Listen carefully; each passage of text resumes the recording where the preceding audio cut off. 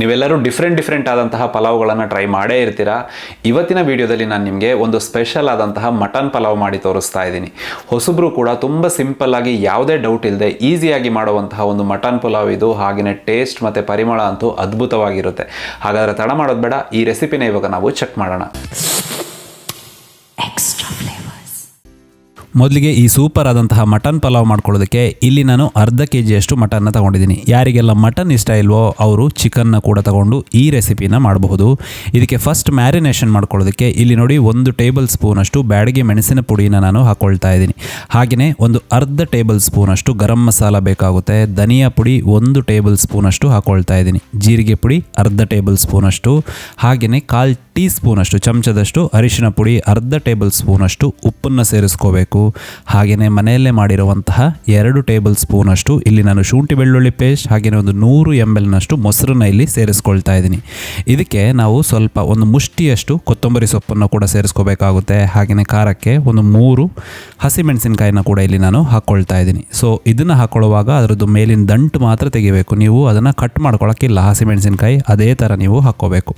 ಬಿರಿಯಾನಿ ಅಥವಾ ಪುಲಾವ್ ಎಲ್ಲ ಮಾಡ್ಕೊಳ್ಳುವಾಗ ಹಸಿಮೆಣಸಿನಕಾಯಿನ ಆದಷ್ಟು ಇಡೀ ಹಾಕೋದನ್ನೇ ನೀವು ಪ್ರಿಫರ್ ಮಾಡಬೇಕು. ಯಾಕಂದರೆ ಆವಾಗಲೇ ಅದು ಅದರದ್ದು ಖಾರ ಏನಿದೆ ಅದನ್ನು ಮಾತ್ರ ಬಿಡುತ್ತೆ. ಜಾಸ್ತಿ ಖಾರನೂ ಆಗಲ್ಲ, ಹಾಗೆಯೇ ಆ ಟೇಸ್ಟ್ ಕೂಡ ಚೆನ್ನಾಗಿರುತ್ತೆ. ಸೊ ಇದೆಲ್ಲದನ್ನು ಚೆನ್ನಾಗಿ ನೀವು ಕಂಬೈನ್ ಮಾಡಬೇಕು. ಎಲ್ಲದನ್ನು ಕಂಬೈನ್ ಮಾಡಿ ಈ ಮಟನ್ನ ಅಟ್ಲೀಸ್ಟ್ 1 ಗಂಟೆ ನೀವು ಬಿಟ್ಬಿಡಬೇಕು. ಇವಾಗ ಇಲ್ಲಿ ಒಂದು 3 ಈರುಳ್ಳಿಗಳನ್ನು, ಮೀಡಿಯಮ್ ಸೈಜ್ ಈರುಳ್ಳಿಗಳನ್ನು ನಾನು ಕಟ್ ಮಾಡ್ಕೊಂಡು ತಗೊಳ್ತಾ ಇದ್ದೀನಿ.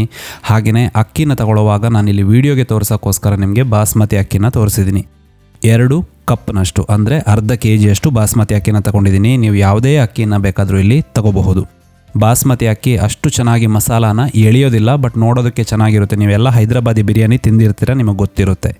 ಇವಾಗ ಇದನ್ನು ಒಂದು 2 ನೀರಾದರೂ ಚೆನ್ನಾಗಿ ನಾವು ತೊಳಿಬೇಕು. ಚೆನ್ನಾಗಿ ತೊಳೆದು ಒಂದು 20 ನಿಮಿಷ ಇದನ್ನು ನೆನೆಬಿಡಬೇಕು. ಆವಾಗಲೇ ಆ ಅನ್ನ ತುಂಬ ಚೆನ್ನಾಗಿರೋದು, ಅರಳಿ ಬರುವಂಥದ್ದು. ಇವಾಗ ಒಂದು ಕುಕ್ಕರ್ ತಗೊಂಡು ಇದಕ್ಕೆ 4ರಿಂದ 5 ಟೇಬಲ್ ಸ್ಪೂನಷ್ಟು ನಾನು ಎಣ್ಣೆನ ಹಾಕ್ಕೊಳ್ತಾ ಇದ್ದೀನಿ. ಎಣ್ಣೆ ಬಿಸಿ ಆದಮೇಲೆ ಒಂದು 10 ಲವಂಗ, ಒಂದು 4 ಏಲಕ್ಕಿಗಳನ್ನು ಹಾಕ್ಕೊಳ್ತಾ ಇದ್ದೀನಿ. 1 ಅನಾನಸ್ ಹೂವು, 1 ಕಲ್ಲು ಹೂವು ಹಾಕ್ಕೊಳ್ತಾ ಇದ್ದೀನಿ. ಹಾಗೆಯೇ ಚಕ್ಕೆ ನಿಮಗೆ ಬೇಕಾದಷ್ಟು ನೀವು ಹಾಕ್ಕೋಬೋದು. ಒಂದು 4-5 ಪೀಸನ್ನು ಹಾಕ್ಕೋಬೇಕು. ಹಾಗೆಯೇ ಪಲಾವ್ ಎಲೆಗಳನ್ನು ಒಂದು 3 ಹಾಕ್ಕೊಳ್ತಾ ಇದ್ದೀನಿ. ಇದು ಸಣ್ಣದಿರೋದ್ರಿಂದ ನಾನು ಒಂದು 3 ಹಾಕ್ಕೊಂಡಿದ್ದೀನಿ. ದೊಡ್ಡದಾದರೆ 1 ಹಾಕ್ಕೊಂಡ್ರೆ ಸಾಕು. ಆ ಲವಂಗ ಚೆನ್ನಾಗಿ ಆ ಎಣ್ಣೆಯಲ್ಲಿ ಒಡೆದ ಮೇಲೆ ಇದಕ್ಕೆ ನೀವು ಕಟ್ ಮಾಡ್ಕೊಂಡಿರುವಂತಹ ಈರುಳ್ಳಿನ ಇಲ್ಲಿ ಸೇರಿಸ್ಕೋಬೇಕು. ಈರುಳ್ಳಿನ ನಾನು ಕಟ್ ಮಾಡಿರೋ ಥರ ಮಾಡಿದರೆ ನಿಮಗೆ ಆ ಎಣ್ಣೆಯಲ್ಲಿ ಪುಡಿ ಮಾಡೋದು ತುಂಬಾ ಈಸಿ ಆಗುತ್ತೆ. ಅದಕ್ಕೋಸ್ಕರನೇ ನಾನು ಅದನ್ನು ಅಡ್ಡ ಕಟ್ ಮಾಡ್ಕೊಳ್ತೀನಿ. ಇದನ್ನು ಇವಾಗ ಸ್ವಲ್ಪ ಲೈಟ್ ಸೈಡಲ್ಲೆಲ್ಲ ಲೈಟ್ ಬ್ರೌನ್ ಕಲರ್ ಬರೋ ತನಕ ನೀವು ಚೆನ್ನಾಗಿ ಫ್ರೈ ಮಾಡಿಕೊಂಡು ಇದಕ್ಕೆ ಮತ್ತೆ ಒಂದು ಅರ್ಧ ಟೇಬಲ್ ಸ್ಪೂನಷ್ಟು ನಾನು ಶುಂಠಿ ಬೆಳ್ಳುಳ್ಳಿ ಪೇಸ್ಟನ್ನು ಹಾಕ್ಕೊಳ್ತಾ ಇದ್ದೀನಿ. ಶುಂಠಿ ಬೆಳ್ಳುಳ್ಳಿ ಪೇಸ್ಟ್ ಹಸಿ ಸ್ಮೆಲ್ ಹೋದ್ಮೇಲೆ ನಾವು ಮ್ಯಾರಿನೇಟ್ ಮಾಡ್ಕೊಂಡಿರುವಂತಹ ಮಟನ್ ಏನಿದೆ ಅದನ್ನು ಸೇರಿಸ್ಕೋಬೇಕು.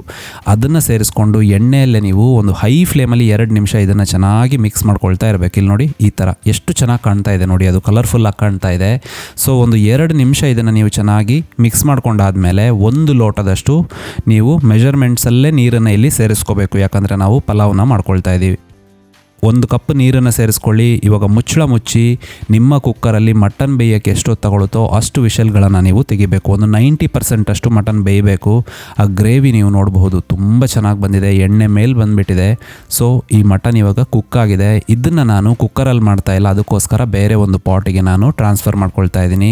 ಟ್ರಾನ್ಸ್ಫರ್ ಮಾಡಿಕೊಂಡು ಫಸ್ಟ್ 1 ಲೋಟ ನೀರನ್ನು ಹಾಕಿದ್ದೆ. ಇವಾಗ 2.25 ಲೋಟದಷ್ಟು ನೀರನ್ನು ಹಾಕ್ಕೊಳ್ತಾ ಇದ್ದೀನಿ. ನಾನಿಲ್ಲಿ 2 ಕಪ್ ರೈಸನ್ನು ತಗೊಂಡಿದ್ದೆ. ಸೊ ಡಬಲ್ಗಿಂತ ಸ್ವಲ್ಪ ನೀರು ಕಮ್ಮಿ ತಗೊಂಡು ಇದಕ್ಕೆ ಸ್ವಲ್ಪ ಉಪ್ಪನ್ನು ಸೇರಿಸಿ ಈ ನೀರನ್ನು ಕುದಿ ಬರೋಕ್ಕೆ ಬಿಡ್ತಾ ಇದ್ದೀನಿ. ಇವಾಗ ನೀರು ಚೆನ್ನಾಗಿ ಕುದಿ ಬರ್ತಾ ಇದೆ. ಇದಕ್ಕೆ ನೀವು ತಗೊಂಡಿರುವಂತಹ ಅಕ್ಕಿನ ಹಾಕ್ಕೋಬೇಕು. ಅಕ್ಕಿನ ಯಾವ ಕಾರಣಕ್ಕೂ ಡೈರೆಕ್ಟ್ ತೊಳೆದು ಹಾಕ್ಕೋಬೇಡಿ. ಒಂದು 20 ನಿಮಿಷ ಅದನ್ನು ನೆನೆಬಿಟ್ಟು ಹಾಕಿದ್ರೇ ಆ ಅಕ್ಕಿ ನಿಮ್ಮ ಪುಲಾವ್ ಏನು ಮಾಡ್ತೀರಾ ಅದು ಚೆನ್ನಾಗಿ ಅರಳುತ್ತೆ. ಇವಾಗ ಇದನ್ನು ಚೆನ್ನಾಗಿ ಮಿಕ್ಸ್ ಮಾಡಿಕೊಂಡು ಇದನ್ನು ಹೈ ಫ್ಲೇಮಲ್ಲಿ ಒಂದು 4ರಿಂದ 5 ನಿಮಿಷ ನೀವು ಕುಕ್ ಮಾಡ್ಕೋಬೇಕಾಗುತ್ತೆ. ಇಲ್ಲಿ ನೋಡಿ ಈ ಥರ ಆಗೋ ತನಕ, ಅಂದರೆ ಇಷ್ಟೇ ನೀರಿರಬೇಕು ನೀವು ಓಪನ್ ಮಾಡೋವಾಗ. ಹಾಗೆಯೇ ಮಧ್ಯದಲ್ಲಿ ತಳತಾಗದಂಗೆ ನೀವು ನೋಡಿಕೊಂಡು ಮಿಕ್ಸ್ ಕೂಡ ಮಾಡ್ಕೋಬಹುದು. ಸೊ ಇದನ್ನು ಚೆನ್ನಾಗಿ ಇವಾಗ ಮಿಕ್ಸ್ ಮಾಡ್ತಾ ಇದಕ್ಕೆ ಒಂದು 2 ಟೇಬಲ್ ಸ್ಪೂನಷ್ಟು ನಾನು ತುಪ್ಪನ ಹಾಕ್ತಾಯಿದ್ದೀನಿ. ತುಪ್ಪ ಹಾಕಿದರೆ ಅದರದ್ದು ಅರೋಮ ಏನಿದೆ ಅದು ತುಂಬ ಚೆನ್ನಾಗಿರುತ್ತೆ.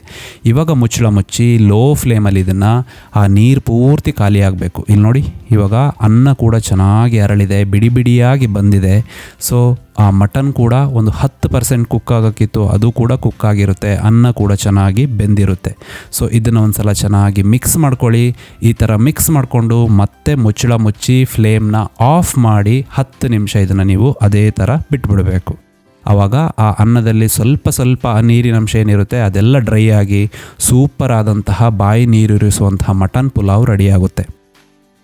ನಾನು ಮೊದಲೇ ಹೇಳಿದೆ ನಿಮಗೆ, ಬಾಸ್ಮತಿ ಅಕ್ಕಿ ಏನಿದೆ ಅದು ಮಸಾಲೆಗಳನ್ನು ಬೇಗ ಎಳ್ಕೊಳ್ಳೋದಿಲ್ಲ.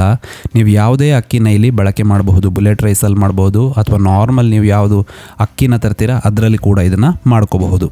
ಈ ಪುಲಾವ್ನ ಬಡಿಸಿಕೊಡುವಾಗ ನೀವು ಬರೀ ಮೊಸರಿನ ಜೊತೆ ಕೂಡ ಕೊಡ್ಬೋದು ಅಥವಾ ರಾಯ್ತ ಮಾಡಿ ಗ್ರೇವಿ ಯಾವುದಾದ್ರೂ ಮಾಡಿ ಅದರ ಜೊತೆ ಕೂಡ ನೀವು ಇದನ್ನು ಸರ್ವ್ ಮಾಡ್ಬೋದು. ತುಂಬ ಟೇಸ್ಟಿ ಆಗುತ್ತೆ. ಹಾಗೆಯೇ ಮಟನ್ ಅಥವಾ ಚಿಕನ್ ಯಾವುದರಲ್ಲಿ ಕೂಡ ಈ ರೆಸಿಪಿ ಮಾಡಿದರೂ ಕೂಡ ಟೇಸ್ಟ್ ತುಂಬಾ ಚೆನ್ನಾಗಿರುತ್ತೆ. ಸೊ ಈ ರೆಸಿಪಿನ ಮಾಡೋಕ್ಕೆ ಮರಿಬೇಡಿ. ಸೊ ಈ ಮಟನ್ ಪಲಾವ್ ರೆಸಿಪಿ ನಿಮಗೆ ಇಷ್ಟ ಆಯಿತು ಅಂದ್ಕೊಳ್ತೀನಿ. ಹಾಗೆಯೇ ನೆಕ್ಸ್ಟ್ ಇನ್ನೊಂದು ರೆಸಿಪಿ ಜೊತೆ ಮತ್ತೆ ನಾನು ನಿಮ್ಮನ್ನು ಭೇಟಿ ಆಗ್ತೀನಿ. ಅಲ್ಲಿ ತನಕ ಟೇಕ್ ಕೇರ್, ಬಾಯ್.